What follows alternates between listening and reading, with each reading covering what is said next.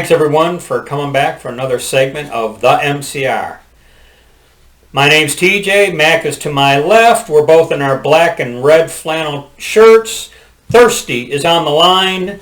It is suspected that he is barely clothed. Yeah, I'm not wearing any pants. So anyways, he's very leisurely at this moment. He's just wearing his mesh thong. Alright, so anyways, we're a little bit of BLM news here, okay? Last week in Kentucky, Louisville, there was a white mayoral candidate, and they have yet to have their primary, so he's not necessarily the Democrat candidate, or some cities just go with the top two, whatever. But right now he is leading in the polls.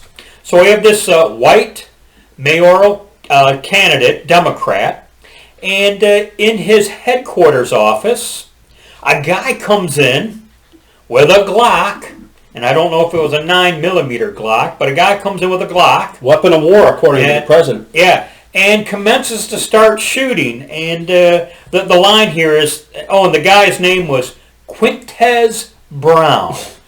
And the line here in the news report reads, "Thankfully, Brown is a bad shot," because it is said that he actually pointed and fired. And if someone's dodging and weaving and everything else, the fact that he missed doesn't necessarily surprise me when I see how bad some people shoot when they're at the range. So yes, he was using a Glock, so it doesn't surprise me. And he might have even had it canted. What do we say? 45 degrees or something. You know? So in any event, but here's something interesting regarding Quintez Brown, BLM activist who was on the MSNBC in his stance against gun violence. So I'm trying to figure out why this BLM guy would try to kill a Democrat. I mean, unless he wasn't the right Democrat, I don't know. I do have some unverified information I heard from the gentleman sitting next to me at my local watering hole. And as I was telling this story to the guy on my other side, this guy chirped in with, the candidate was Jewish. Yeah, that might have been, I think I heard that also. Yeah, so there may be your motivation. But clearly not all Democrats are in the fold, I guess. I don't know. No. So let me get this right. Black Lives Matter, yes. In general, that's what this whole movement's about. Yes. Black Lives Matter, but there's no stipulation on Jewish, white, brown, Mexican, Indian, just Black Lives Matter, right? Correct. Well, what they ought to call themselves you can go and shoot every other black person in downtown Chicago. That's okay. You can shoot Jewish people. That's okay. You can shoot, Mexicans in South Central LA. That's okay. But the second that a police officer or a white man shoots a black man, all of a sudden it's bad. Well, that's how it appears. That's not okay. Well, when people have said at rallies, all lives matter, participants have booed.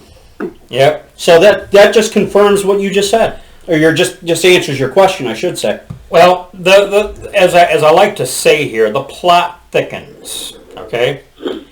BLM bailed the guy out. I think he had something like $100,000 bond, and they bailed him out of jail. And a certain Republican politician, which we have taken to task more than once, and I guess occasionally something like this is possible, but Mitch McConnell has risen to the occasion here. When it was made known that this guy was bailed out of jail, Mitch McConnell got on the floor of the Senate and commenced to calling out the Democrats for this BLM group, which they support. So what Mitch McConnell did was, as I like to say, connecting the dots. You support BLM. BLM bailed this guy out of jail who tried to kill one of your own. And I think that was the point Mitch was trying to make here, was one of your people tried to kill one of your own, and you guys don't have a problem with this guy being bailed out? And it's just, that shows you how warped they are. Okay. Psychologically, mentally, I got a question for Matt real quick. Hey, actually, you too, TJ. I mean, you both are CPL holders, correct? Yes. Okay. So, say you guys get done with this today. You go down to Mac's little watering hole down the road. You guys both leave your firearms in your car because, you know, it's illegal to take them into the bar. Right. You have 3 beers, which puts you just over the limit of not being allowed to carry legally. You get popped. What do you think's going to happen to you? Well, you're going to be fried. You're the average man that has no pull anywhere. Well, that's why they call it the devil's liquor or the devil's brew.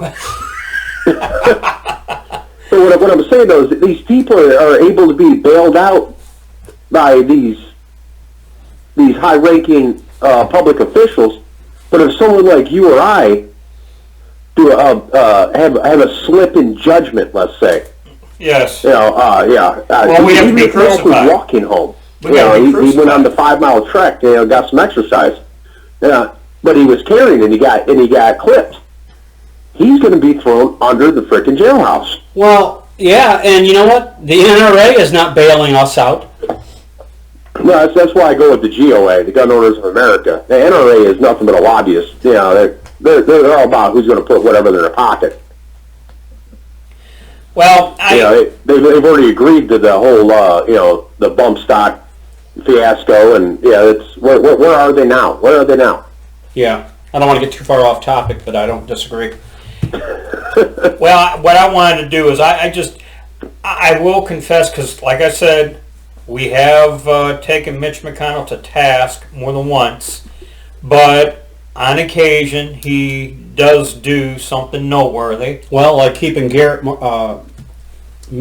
Garland off the Supreme Court, that was pretty damn noteworthy. Yeah. So, for Mitch to get up there and call out the Democrats for their hypocrisy and how they embrace the very organization who embraces a would-be assassin on one of their own.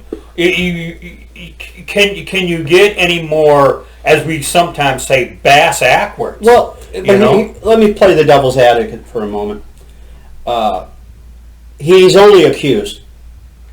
He's not convicted. Well, he's not convicted, but there's multiple witnesses. There's virtually. But still, they know he did it. I know they know he did it. Not, like I said, this is why I'm playing devil's advocate. He hasn't been charged. Allegedly. Yeah. The alleged shooter. Okay. Well, here's the thing, though. They can bail him out, but it's up to the judge to set the bail. I mean, if one of us tried to, I was surprised it was only $100,000. Yeah. If I read it correctly. Where was this anyway? Louisville, Kentucky. Well, I'm surprised that they're in Kentucky that they would be so lenient. $100,000 for trying to murder someone, premeditated, should be in the millions, not $100,000. Anyway, okay. Well, that's all I got on this topic. Unless you guys got anything else as to how warped these people are, the way they function.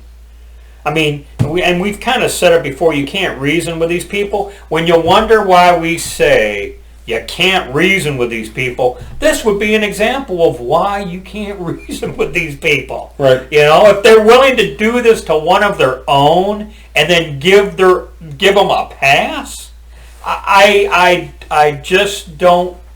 I guess I need someone from that side of the aisle to explain the logic to me, because I don't Well, get it. maybe we will get a call in from some such person, and we'll talk it out. Well, At least we'll do it on the phone where they can't shoot us. all right.